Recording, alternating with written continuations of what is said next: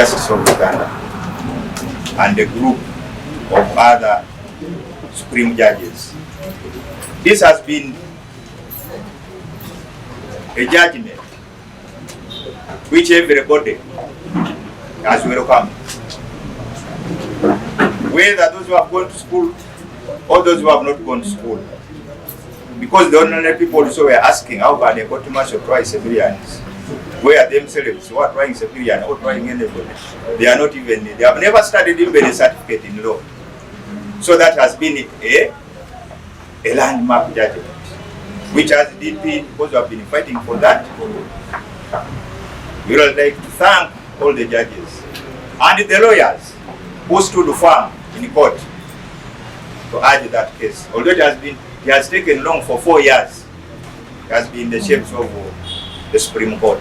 But because of the pressure, some people thought, when the president talked 2 weeks ago, I think, that he was preempting about that judgment.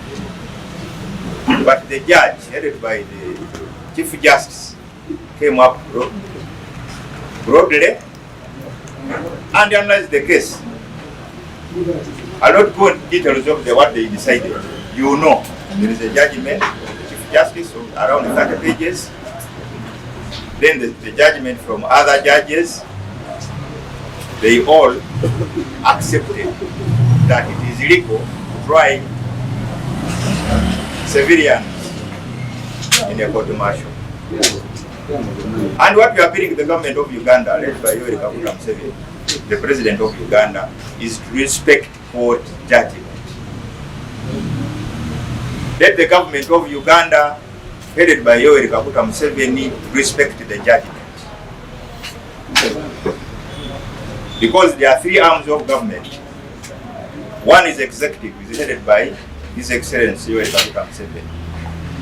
The second one is the parliament, which is headed by the Speaker of Parliament. And then the judiciary, which is headed by the Chief Justice of Uganda. I think those arms of government, they are independent. They are supposed to be independent. What the government needs to do through the Attorney General is to follow the recommendation of the Supreme Court. Let us put aside ego.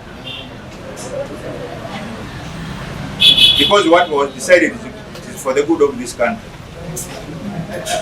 Because you know how can a court martial chairman Gandhi and box a lawyer. You know Aaron was boxed by the chairman of court martial. You were there, some of you. How can a judge leave the bench and go and hit a lawyer?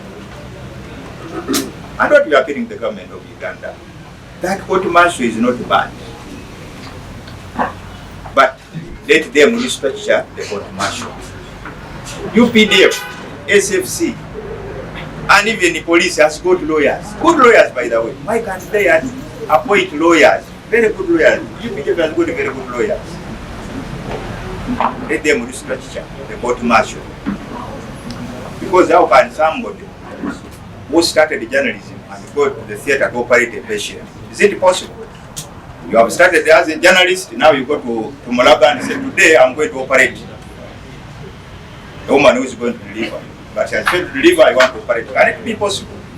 So let those who started the law try people. And what we are appealing to the government, especially the president of Uganda, because the Attorney General accepted that they have nothing to do except to follow the ruling. Let also the president follow the ruling, accept it, and then revise ways of how to streamline the court martial. You know, it has been an embarrassing thing. Some of us have moved around and we saw how those courts, the police and the army, they are trained lawyers. You go to the American court, you go to Britain, you go to Germany, Netherlands, Sweden, those Canadian countries, they have such courts, but they are led by trained lawyers or judges. It is not bad to discipline the army, because the court martial has done a very good job with the side of army with discipline. Because at least they are errant armed officers, but the majority of UPDF, they are very disciplined soldiers. One day I was telling, some years back, I was telling people that I'd rather be arrested by a UPDF than a police officer. Because our police mutali mukawuku basi ukepisa abasinga obungi. But let us protect also the image of UPDF. Let us protect the image of UPDF. Ultimately, on the side of UPDF, they have done a good job. They have been still disciplined the army, but civilians are no. So, as DP, what do you want the government to do? One, let them amend their UPDF Act. Let it follow the guidelines which were given by the Chief Justice and his group. However, the president said that Uganda is not ruled by judges. It is true also, I accept. Because the government, whether president, MP, or C5 councillor, they are elected by what? By people. Yes, the judges don't appoint the president. They are not governing this country. The country is being led by elected leaders, but leaders who have been elected, they should follow the law. Because the law is there, must be respected. This business of insulting judges or parliament and other executive, it is not good. And we condemn it in our strongest terms possible. Because the president doesn't want to be attacked. His executive. Abanula amaaso ne gaggwayo. N'atabuka Saabalwanyi. So, let the president respect those organs. The judiciary has done its work. Let the executive, through Attorney General, the Minister of Justice and Constitutional Affairs, guide him as they are guiding him. Let him not try to be erratic on issues he does not understand, because he does not understand legal issues. Let us be polite and open the point. He does not understand the legal issues. He understands politics. But legal issues, no. A president cannot answer back. When he's on a trail, he didn't even read about not even read internally that judgment. Because you're saying, let me come back to Kampala and talk, but I don't respect their judgment. You cannot accept it. No, as the old president of Uganda was doing that for 39 years, it was not accepted for him to insult the judges and even react before internalizing the judgment. Because he has got experts in the State House. There's the legal department, which is headed by very competent lawyers. He has got the Attorney General with the team. He has got the Minister of Justice and Constitutional Affairs who were informed about the law. Instead of calling them first, started by being erratic. And by that, being embarrassed, the whole world, our president reacted. And I don't know whether he's copying Trump, because Trump also is always erratic. You don't know, you cannot really know what he's going to say.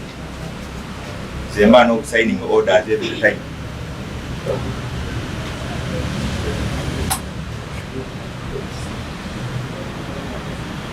So also as journalists, let's educate our Ugandans. Let us write in simple Uganda also and simple English so that they can understand the ruling. Serialize it so that people can understand it. Some people are not privileged to get those judgments. Try to soften it to the local people to understand. Those who on radios, on TV, get time and talk about those issues. If you can take 2 to 3 months, at least people will understand.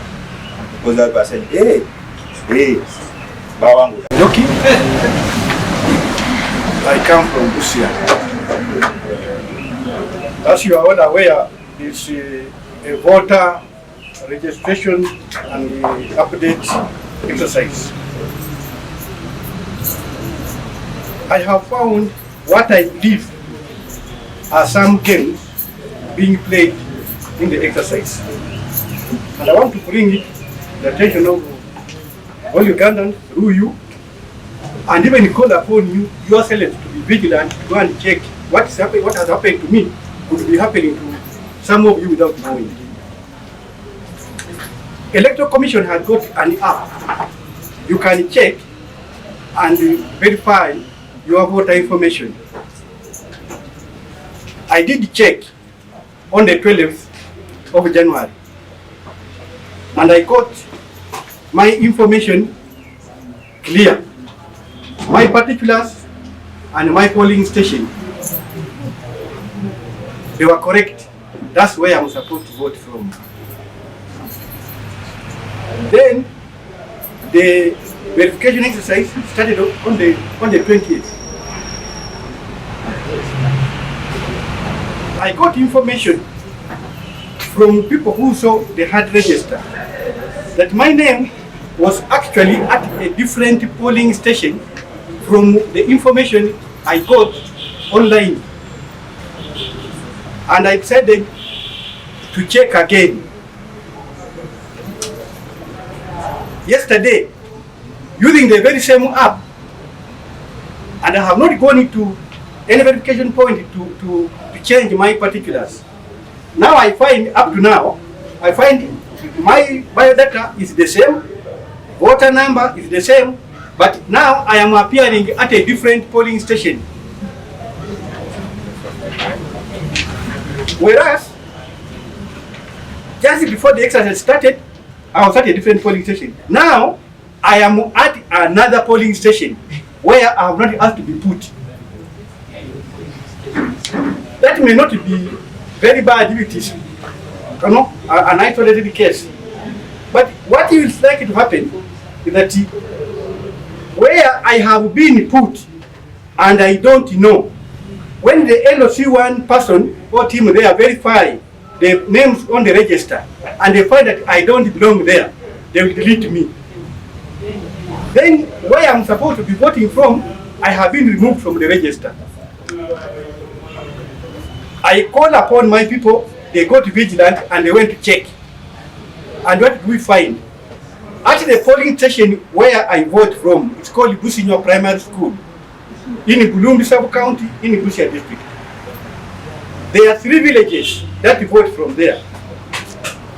As of yesterday, 2 full villages had been removed from the register when the physical register came. 2 full villages had been removed, and they are scattered elsewhere in the other polling stations. Now, in the names of those that had been removed, they inserted in other names which don't belong to that polling station. The names were inserted in, we got the register and found that they're not only inserted in, but they are already ticked, meaning they have been verified.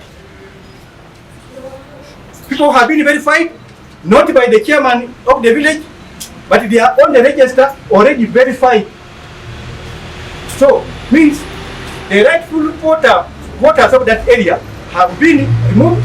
Wherever they have been taken, they may not know, and if they get to know, very few may fall up and go and vote from wherever they have been put. Meaning, many people are like to be disenfranchised. They may not vote, they may not know even where their names have been thrown, and other fictitious names have been brought in on the register. Now, this is happening at the time when the verification is supposed to take place.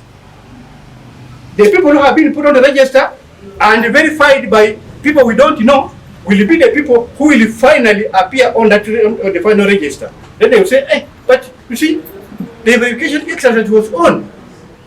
I am now telling you what is happening in Busia at my polling station could be happening elsewhere, because the people who are removed from the register are not people from one political party.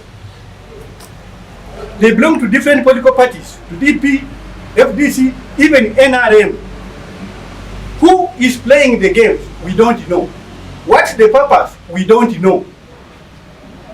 Now, my appeal is to first the Electoral Commission, because when we check the Electoral Commission, they say that the data they are using came from NIRA, and that it's the NIRA that has got the database, that they have got the server, that they want to control the data.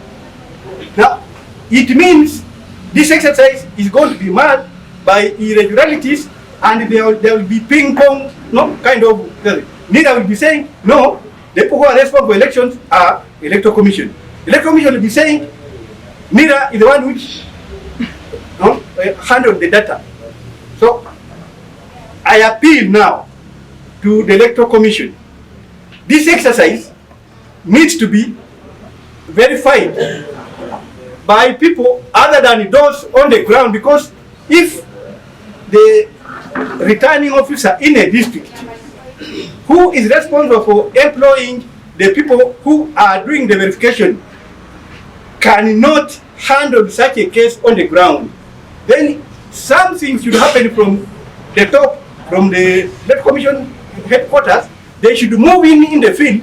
Instead, people who are not able to manage the electoral processes should be removed. And I'm calling upon all Ugandans to be vigilant, because what's happening in Busia right now could be happening elsewhere. We could end up being disfranchised, and we don't want to end up after elections with a situation that again creates disharmony, maybe even get a point of spilling blood. We have brought out this information early enough. I'm calling upon all the relevant authorities to get interested, find out what's happening in Busia, and take action now. Because as you information I got is that the people who are in the field were recruited by the returning officer, but the returning officer worked under the influence of some political leader in the area. And you know that there was some political influence in one sub-county of Bulumbi. The people who are manning elections are all relatives of that one person. So, I am bringing up this information for the good of all of us, for the good of Uganda, that this should be handled, should be rectified before it gets out of hand. Thank you. The names of the informed officer.